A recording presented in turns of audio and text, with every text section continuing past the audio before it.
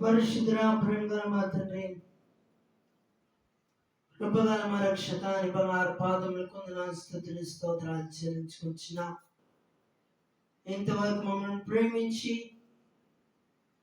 పాటలోను సాక్ష్యంలోను వాక్యం ద్వారా మీరు మాతో మాట్లాడబోతున్నందుకే మీకు వందనాలు, స్తుతులు, స్తోత్రాలు. గణాంధకారపు లోయలలో నేను సంచరించినను ఏ అపాయములకు భయపడనన్న దావీదు వలె. గణాంధకారపు లోయలో ఉన్నప్పుడు నీ బలిష్టమైన చేత మమ్మల్ని పట్టుకొని గణాంధకారపు ఊబిలో నుండి మమ్మల్ని పైకి లేవనెత్తి మమ్మల్ని స్థిరపరిచి బలపరిచిన దేవాన్ని కొందనాలు, స్తుతులు, స్తోత్రాలు. ఇప్పటి వరకు జరిగించిన కొడుకుని బట్టి మీకు వందనాలు, స్తుతులు, స్తోత్రాలు. తెరవబడిన గ్రంథములు మాకు కనున్నవి, తెరవబడిన హృదయం మాకు దయచేయమని, వెనగరే చెవులు, గ్రహించే హృదయము, స్వీకరించే మనసును మాకు అనుగ్రహించమని ఈ రాత్రి వాక్యం ద్వారా నైనా మీరు మాతో మాట్లాడండి. వాక్యమును వివరించుండగా పై నుండి వచ్చే జ్ఞానము తన్నిపమని ఈ రాత్రి మీ మాట నా నోటి నుంచి మీ నోటి బుర్ర వాడుకోనమని నజరేయుడును ప్రియకుమారుడైన యేసయ్య సర్వశక్తి గల నామములో ప్రార్థించి వేడుకొని అడుగుచున్నా తండ్రి, ఆమేన్. మన ప్రభువును ప్రేరక్షకుడైన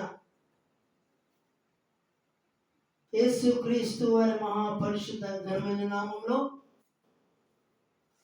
ఈ రాత్రి ఆయన సముఖమందు కూడిన మీకు నా హృదయపూర్వకమైన వందనాలు తెలియజేసిన మన పరిశుద్ధ గ్రంథంలో నుండి ఇర్మియా 10వ అధ్యాయము 10వ వచనం నుండి 16వ వచనం వరకు ఒక్కొక్క వచనాన్ని మనము ఈ రోజున క్షుణ్ణంగా ధ్యానించుకుందాం. ఇర్మియా 10వ అధ్యాయము 10వ వచనం నుండి 16వ వచనం వరకు ఒక్కొక్క వచనాన్ని మనము క్షుణ్ణంగా ధ్యానించుకుందాం. యెహోవాయే నిజమైన దేవుడు, ఆయనే జీవము గల దేవుడు, సదాకాలము ఆయనే రాజు.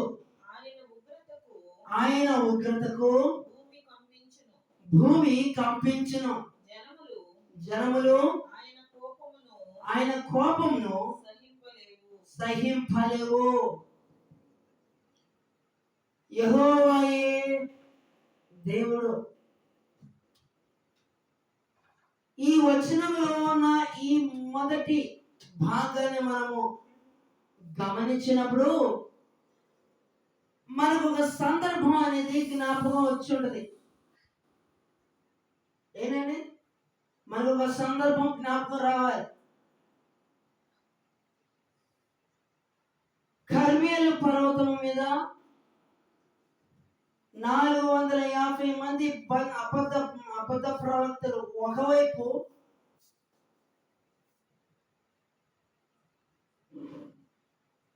ఈ దేవుని పక్షాన దేవుని మాటను ఆనాడు ఆహాబు రాజు వ్యతిరేకముగా ప్రవర్తించుచున్నప్పుడు ఆనాడు ఈ ఏలియా ప్రవక్త ఒక్కడే ఉన్నాడు. ఎక్కడ? కర్మేలు పర్వతం మీద కాంపిటీషన్ స్టార్ట్ అయింది. మీద నీవా మేము అని అట్లా కాంపిటీషన్ స్టార్ట్ అయింది. అదే కొండ మీద ఇశ్రాయేల్ ప్రజలు కూడా ఉన్నారు. ఈ ఇశ్రాయేల్ ప్రజలు ఏమన్నారు, ఏలియా ఏలియా ఎక్కడున్నాడు అని వీళ్ళు మాట్లాడుకోవడం మొదలు పెట్టారు. అదే సమయంలో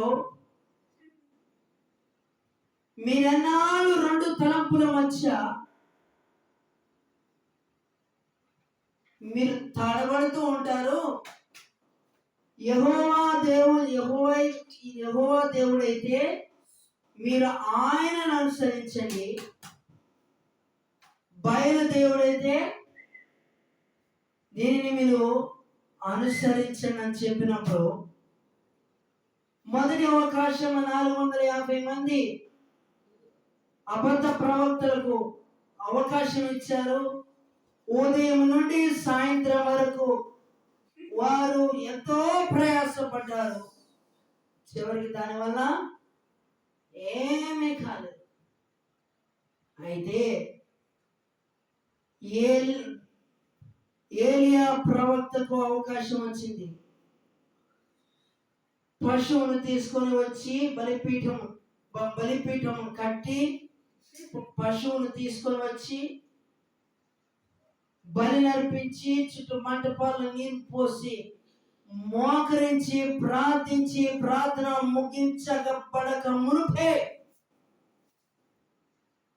ఆకాశము నుండి దేవుని అగ్ని భూమి మీదకి దిగి వచ్చి బలిపీఠము మీద ఉన్న ఆ బలి పశువులు కాల్చి మంటపాన్ని ఆరిపోయేటట్లు చేసింది. అప్పుడు అర్థమైంది ఇశ్రాయేల్ ప్రజలకి యెహోవాయే నిజమైన దేవుడు అని. అన్యులకు అప్పుడు అర్థమైంది. అబద్ధ ప్రవక్తలకు అన్యులకు అప్పుడు అర్థమైంది ఏలియా సేవించుచున్న దేవుడు నిజమైన దేవుడు, రోషము గల దేవుడు. ఏంటండి ఈ రోజున దేవునిలో ఉన్న గొప్పతనాన్ని ఈ రోజున మన క్రియల ద్వారా మన ప్రవర్తన ద్వారా మనము కనపరచాలి. అది మన మీద బాధ్యత. కాబట్టి ఆనాడు ప్రజలు యెహోవాయే దేవుడని అందరూ దేవునికి మోకాళ్ళ మీద ఉండి వారు సాష్టాంగపడి యెహోవాయే నిజమైన దేవుడని వారి నోటి ద్వారా వారు ఒప్పుకున్నారు. అదే కర్మేలు పర్వతం మీద. ఆమేన్. హల్లెలూయా. ఈ రోజున ఈ రాత్రి వర్తమానం వింటున్న ప్రతి ఒక్కరూ నీవు నేను సేవించిన జీవము గల దేవుడి నిజమైన దేవుడని నిరూపించబడాలి అంటే మనలో విశ్వాసము గుండెల నిండా ఉండాలి. దేవుని మీద విశ్వాసము క్రమంగా పెరుగుతూ ఉండాలి. ఆ విశ్వాసంతో ఆసక్తితో మనం ప్రార్థించినప్పుడు పరలోకములో ఉన్న శక్తి భూమి మీదకి మనం తిప్పగలుగుతాం. అలా దేవుని నామం మహిమపరచబడుతుంది. అలా కార్యము జరిగినప్పుడు చూచిన అనేకులు వీరి నమ్ముకున్న దేవుడే నిజమైన దేవుడు అని సాక్ష్యం ఇవ్వాలి. ఆ దినమున దేవుడు మనకు అనుగ్రహించుగాక.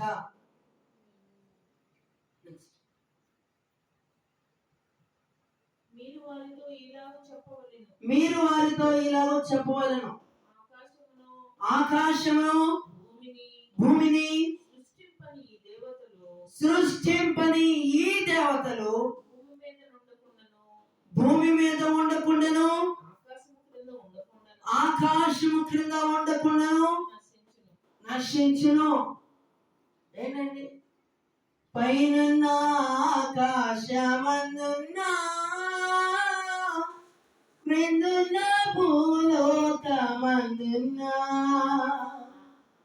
పైనున్న ఆకాశ మందున్న క్రిందున్న భూలోకమందున లేదు రక్షణ ఏ నామమున లేదు పాప విమోచన లేదు రక్షణ ఏ నామమున లేదు పాప విమోచన. ఆయన గురించి ఆయన ప్రత్యేకతను బైబిలే చెప్తుంది స్వయంగా. హెబ్రీయులకు రాసిన పత్రిక 7వ అధ్యాయం 26వ వచనం ఒకసారి చదవండి.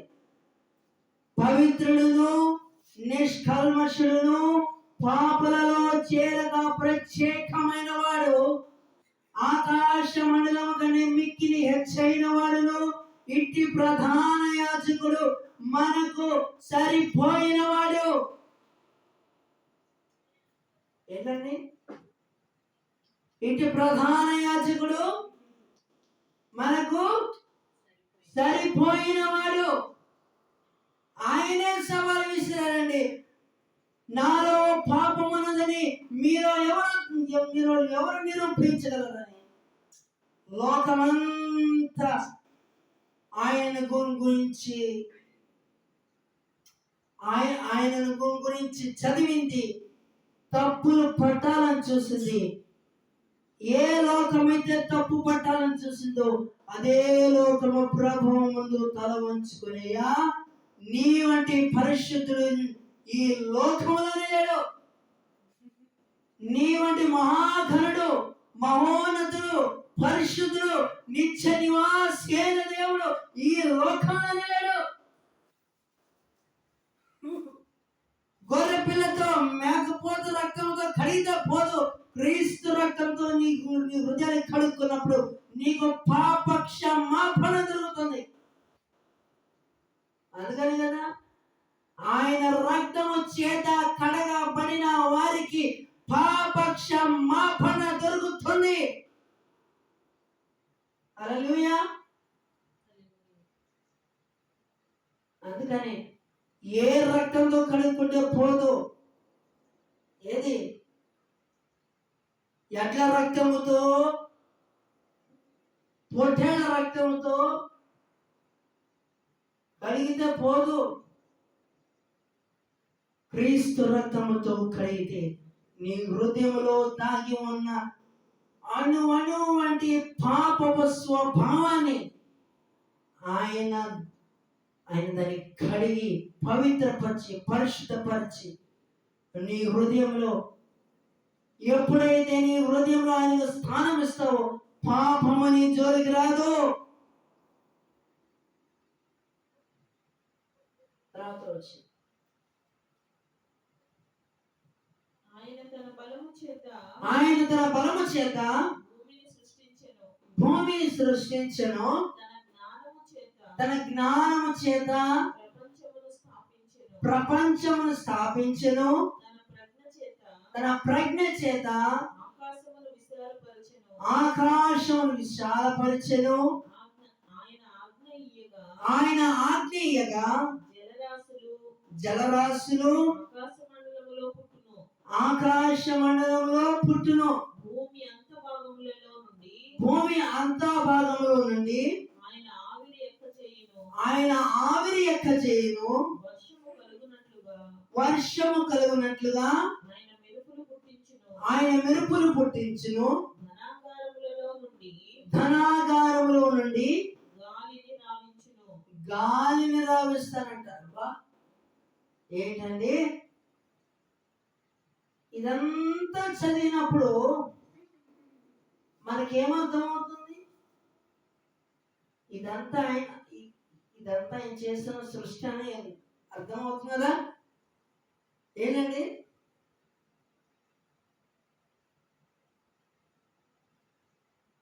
పైనున్న సముద్రమును క్రిందున్న సముద్రాన్ని రెండుగా వేరు చేసి పైనున్న జలాన్ని ఆకాశం అని పెట్టి క్రిందున్న జలాన్ని సముద్రం అని పేరు పెట్టి, చూడండి దేవుని సృష్టి ఎంత అద్భుతంగా ఉంటుందో. ఆయన బలముతో భూమిని స్థాపించారు. ఆయన జ్ఞానముతో ఏం చేశారండి? ఆయన జ్ఞానముతో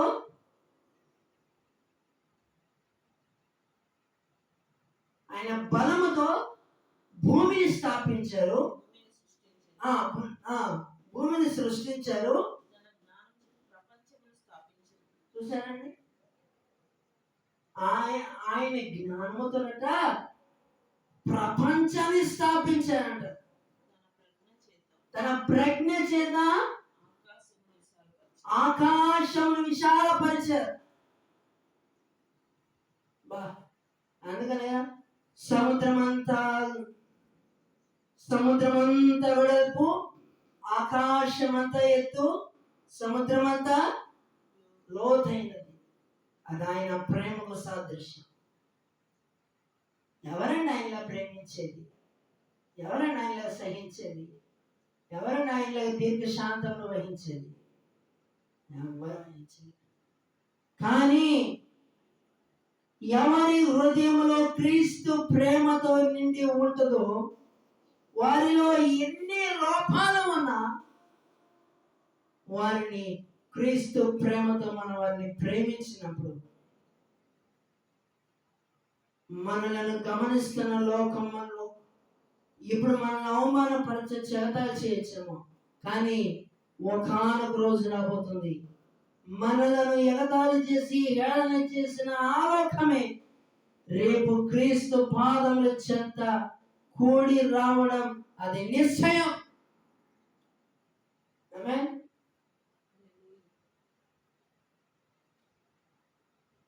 ఆయన బలముతో భూమిని స్థాపించి, జ్ఞానముతో భూమిని సృష్టించి, జ్ఞానముతో ప్రపంచమును స్థాపించి, తన ప్రజ్ఞతో ఆకాశం విశాలపరిచి, చూసారా, ఆయన వర్షము కురినట్లు ఆయన మెరుపులను పుట్టించి,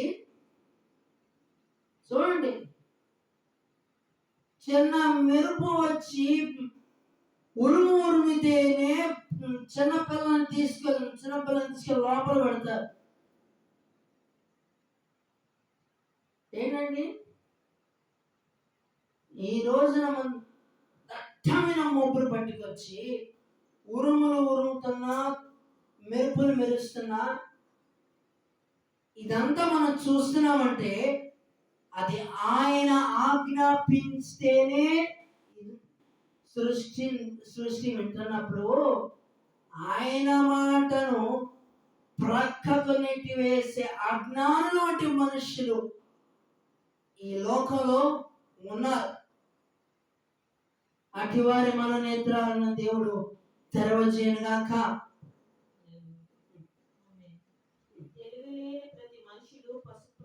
తెలివి లేని ప్రతి మనుషులు పశుప్రాయులు, పోతపోయు ప్రతి వాడును తాము చేసిన విగ్రహమును బట్టి అవమానము నొందుచున్నాడు. అతడు పోత పోసినది మాయా రూపము, అందులో ప్రాణమేమీ లేదు. బైబిల్ సెలవిస్తుంది, ఇవి మా సొంత మాటలు కావివి. ఒకసారి 118వ దావీదు కీర్తన 118వ దావీదు కీర్తన చూస్తే ఒక మాట ఉంటది.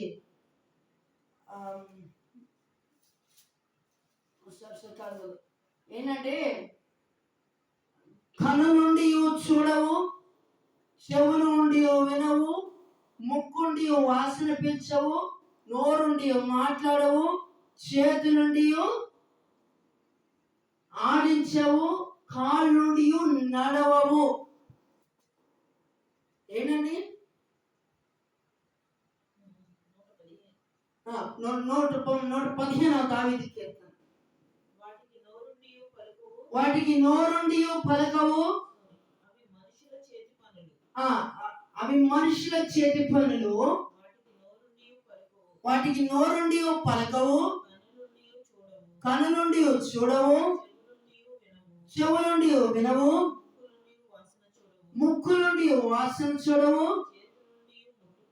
చేతులుండి ముట్టుకొనవు, పాదము నుండి నడవవు, గొంతుకతో మాట్లాడవు, వాటిని చేయవారును వాటి యందు నమ్మికరించి వారందరూ వాటి వంటి వారునై ఉన్నారు.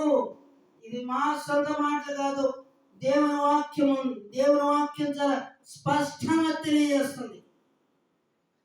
ఇవి మా సొంత మాటలు కావు. అందుకనే మాట్లాడే దేవుడవు నీవు, మాట్లాడే దేవుడవు నీవు, మాట్లాడని రాయివి చెట్టు నీవు కావు, మాట్లాడని రాయివి చెట్టు నీవు కావు, మాట్లాడే దేవుడవు నీవు, మాట్లాడే దేవుడవు నీవు. ఏంటంటే ఆయన ఆనాడు పాత నిబంధనలో ఉన్న భద్రత మాట్లాడిన దేవుడు, కొత్త నిబంధనలో ఉన్న తార్సు ఆడిన సౌలును దర్శించి మాట్లాడి పౌలుగా మార్చిన దేవుడు. ఆయన శరీర రీతిగా ఉన్నప్పుడు శిష్యులతో మాట్లాడి ఉపమాన రీతిగా బోధించి అనేక అద్భుతములు వారి క్రియల ద్వారా చూసిన తర్వాత చివరికి ఆయన పునరుద్ధానమైన తర్వాత 40 రోజులు వారితో ఉండి చివరి వారు చూస్తుండగా ఆయన ఆరోహణమవుతున్న ఆనాడు లేఖనాలతో మాట్లాడిన దేవుడు ఈ రాత్రి వాక్యం ద్వారా నీతో, నాతో, మనతో, మనందరితో ఆయన మాట్లాడే దేవుడు.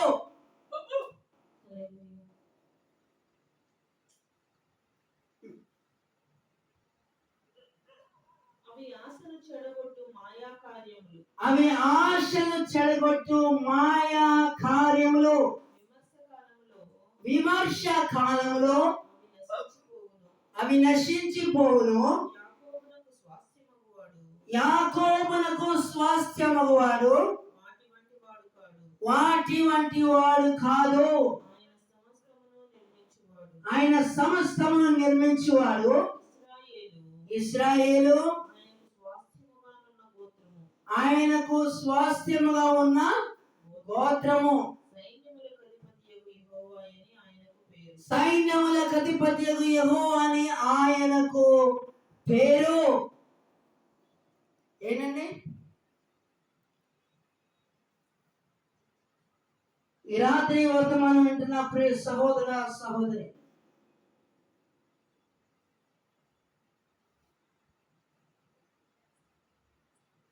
ఒక సహోదరులు చెప్పారు, దేవుని గురించి వారి మనసులో ఉన్న అభిప్రాయము, నీవు చేతో చేసేవాడు కాదు దేవుడు, నిన్ను సృష్టించిన వాడే నిజమైన దేవుడు అని. ఏంటండి నీవు చేతో చేసిన వాడు కాదు దేవుడు, నిన్ను సృష్టించిన వాడు నిజమైన దేవుడు. అవును, అందుకనే సినిమా ఇండస్ట్రీలో పనిచేశారు ఒక సహోదరు, మీకు అందరికి సుపరిచితులు. సినిమా ప్రియులైన వారికి ఇంకా బాగా తెలుసు. ఏంటండి where there is a creator,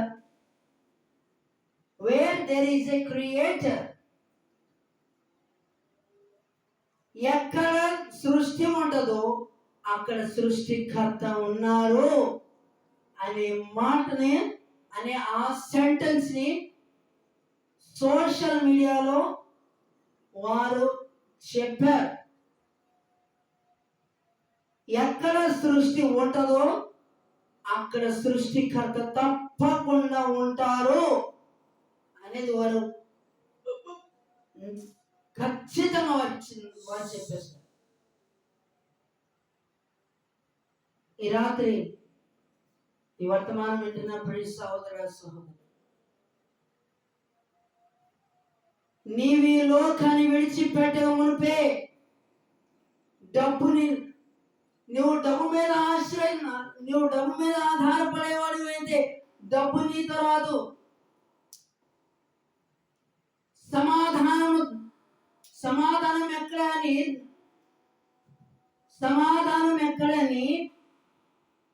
లోకమంతా తిరిగి తీర్థయాత్రలు చేసి గుంగుళ్ళు పుణ్యక్షేత్రాలంతా తిరిగినంత మాత్రాన నీ జీవితంలో నిజమైన సమాధానం దొరకదు. ఒకవేళ నీ జీవితంలో నిజమైన సమాధానం దొరకాలంటే ప్రభు అయిన యేసుక్రీస్తు యొద్దకు వస్తే నీకు నిజమైన సంతోష సమాధానములతో నింపబడిన జీవితాన్ని నీవు కలిగి ఉంటావు. సంతోషం ఎక్కడ ఉందని సమాధానమెచ్చట నాకు దొరికేనని, సంతోషం ఎక్కడ ఉందని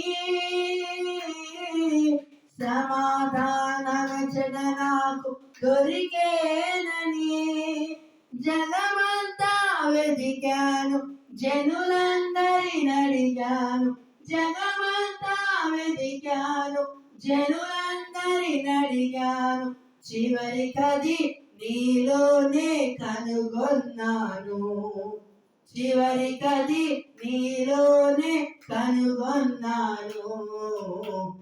ఎంత మంచి దేవుడవయ్యా యేసయ్యా, చింతలన్నీ తీరేనయ్యా నిన్ను చేరినానా, చింతలన్నీ తీరేనయ్యా నిన్ను చేరినా.